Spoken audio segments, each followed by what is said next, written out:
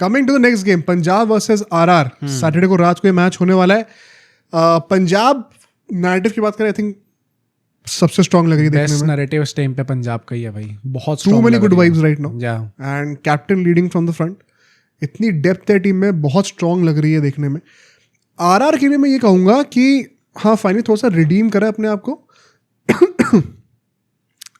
Hopefully Samson वापस आता हुआ दिखेंगे हम लोगों को। हो गया ना, कंफर्म्ड है कप्तान एज कैप्टन वापस आ हो गया। गया, मतलब आई थिंक फील्ड पे रहेंगे तो फर्क दिखेगा हम लोगों को। एक मैच जीत भी गए एंड अच्छा हार्ड अर्न विन थी, तो थोड़ा सा आपको मोरल बूस्ट तो मिलेगा ही मिलेगा। अब कितना एग्जैक्टली ये इफेक्ट पे आता है against a strong team like Punjab, वो देखने वाली बात होती है। बट एटलीस्ट एक अपवर्ड स्विंग तो आया है उनके पास भी। हेड टू हेड रिकॉर्ड की बातें करें, 28 में से 12 बार पंजाब जीती है, 16 बार राजस्थान रॉयल्स जीती है। लास्ट 10 में से 6 बार आरआर जीती है और लास्ट 5 में से भी 3 बार राजस्थान रॉयल्स जीती है। तो डोमिनेंस आरआर का ही रहा है। हाँ, लास्ट ईयर 1-1 था, वो आप कह सकते हो। प्लस इस साल में पंजाब मैसिव अपग्रेड हुई है। आई थिंक बहुत ज्यादा उतना मैटर करेगा नहीं इस मैच के अंदर। मुल्लनपुर में मैच होने वाला है भाई, पहला मैच है। आई थिंक एज चेस है rightfully said in the LSG game, नया मैच है, टॉस जीतो, चेस करो, देखो पिच कैसा प्ले आउट कर रही है। I think goes without saying, इतना सोचने की जरूरत है नहीं यहाँ पे। प्लेइंग 11 की अगर हम लोग बातें करेंगे पंजाब के लिए, once again same team, because जो दो आपके चेंजेस थे मेजरली, वधीरा और फर्गुसन आके परफॉर्म कर वधीरा ने तो भाई जो परफॉर्म करा, आप कैसे ही हटाओगे उनको अभी।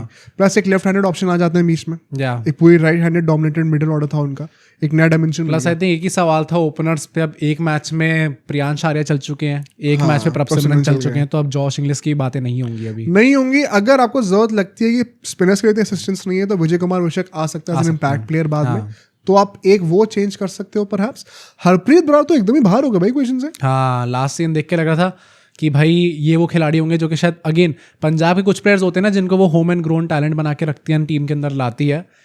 हम देख के तो लग रहा था लास्ट सीजन की Harpreet Brar is going to be one of those players, but अब लग रहा है एकदम से आउट ऑफ फेवर हो चुके हैं, एकदम आउट ऑफ फेवर हो गए। एंड मतलब it is crazy to think, क्योंकि वो टीम में वापस आए हैं and one of the favourites रहे फैंस के 2-3 सालों में, टू द पॉइंट की रिटेन करने की बात भी चल रही थी। One of the leading spinners उनके लिए रहे हैं, ऑल्दो उतने रिटर्न्स मुझे लगता नहीं उनसे आए कभी, बट ये नई मैनेजमेंट है, नए कप्तान ने एकदम ही उनको आउट ऑफ इक्वेशन कर दिया। बड़े इंटरेस्टिंग ऑब्जर्वेशन है ये भी। अगर होम मैचेस में इतना चांस नहीं मिलेगा तो आई डोंट थिंक उनको सीजन में इतना खेलने का मौका मिलने वाला है। Perhaps Chepauk, perhaps Eden gardens में अगर आप जाओगे तो शायद थोड़ा मिल जाए आपको चांस, बट बहुत ज़्यादा गेम्स खेलने नहीं वाले, ऐसा लगता है वो। रिगार्डलेस आई थिंक स्ट्रैटेजी में कोई चेंज नहीं होना चाहिए। आप नंबर 9 तक बैटिंग रखना चाहते हो भाई रखो, अभी तो सब पे ऑफ कर रहे हैं, जब नहीं होगा तब बातें करेंगे। अगर हम राजस्थान रॉयल्स की बातें करें, once again I would still say finally उन्होंने टीम सही पिक करी थी। थर्ड मैच में बहुत इंप्रूवमेंट दिखाया था।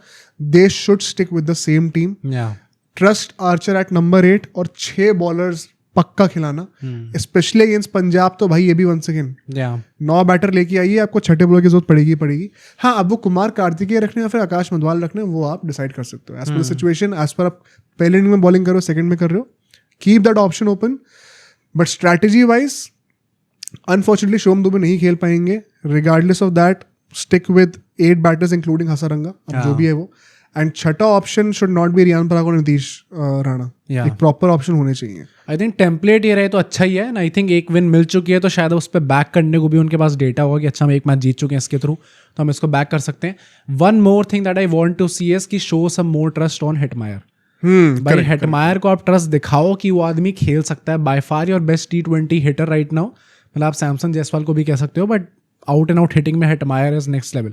तो अगर आप उन पर ट्रस्ट नहीं दिखाओगे और उनको स्पिन के अगेंस्ट नहीं एक्सपोज करोगे तो फिर तो ये प्रॉब्लम रहेगी आपकी।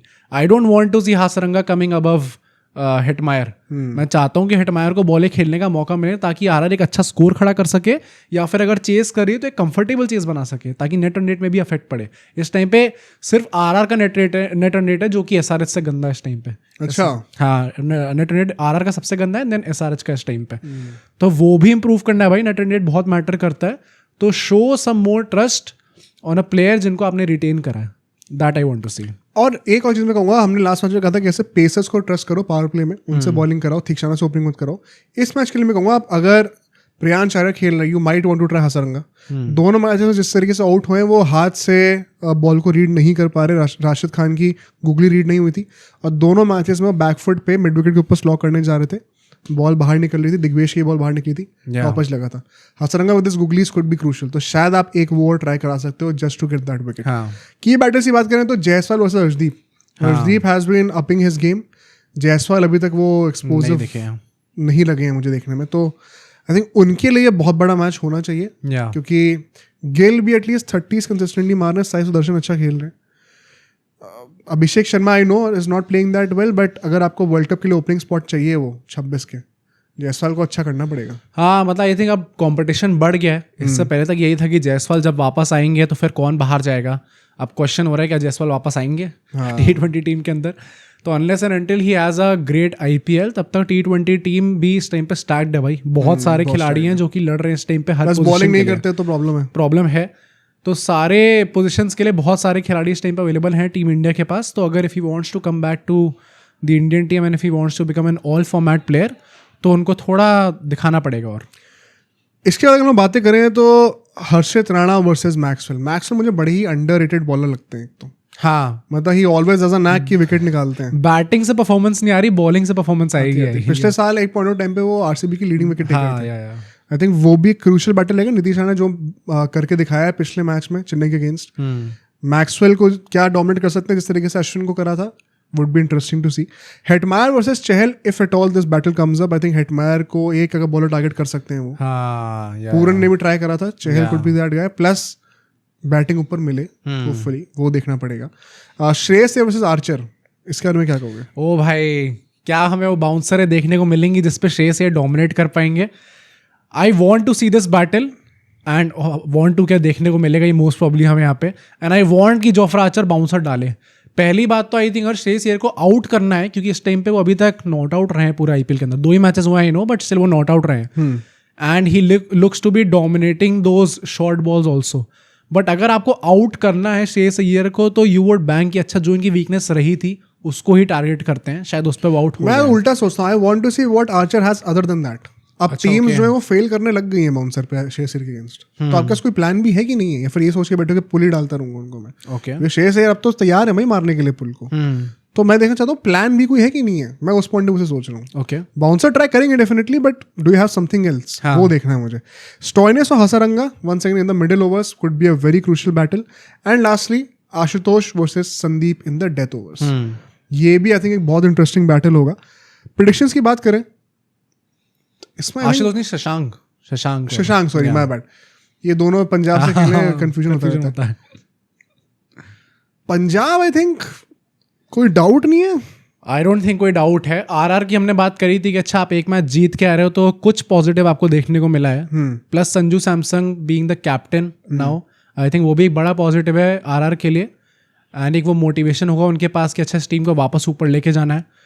बट भाई आपके सामने जो कप्तान है वो प्रॉब्ली इस टाइम पे T20s में बेस्ट कप्तान रहे हैं पिछले कुछ टाइम से। मतलब पिछले 8 गेम्स अनबीटन है वो as the captain in IPL, तो वो भी बहुत बड़ा रिकॉर्ड है। प्लस वाइड बॉल में इस टाइम पे उनसे बेहतर खिलाड़ी कोई लग नहीं रहा भाई, कुछ ज़्यादा ही अच्छे फॉर्म में है वो। Leading from the front, he does not care about his personal milestones.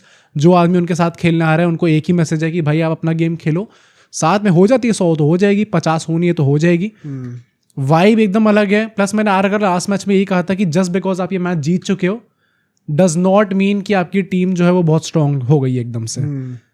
Retention के टाइम से ही वो इश्यूज थे RR के साथ कि आप इन रिटेंशन के साथ कैसे एक बहुत अच्छी स्ट्रॉन्ग टीम बना सकते हो। आई स्टिल थिंक वो RR के साथ प्रॉब्लम रहेगी। पंजाब के पास अच्छे खासे बॉलिंग ऑप्शंस भी हैं, at the same time number 9 तक बैटिंग भी है।